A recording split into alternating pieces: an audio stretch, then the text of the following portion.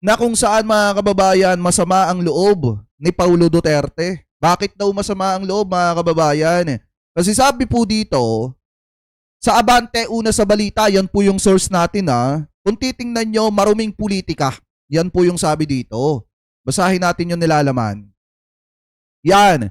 Sa nakaraang linggo ay nasaksihan natin ang maruming pamumulitika na ang layunin ay mapatahimik ang oposisyon.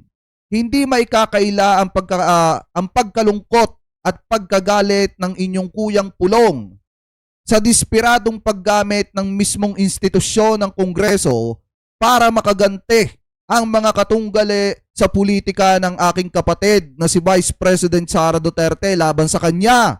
Sabi pa dito mga kababayan, nagalit daw itong si Paulo Duterte at masama ang loob.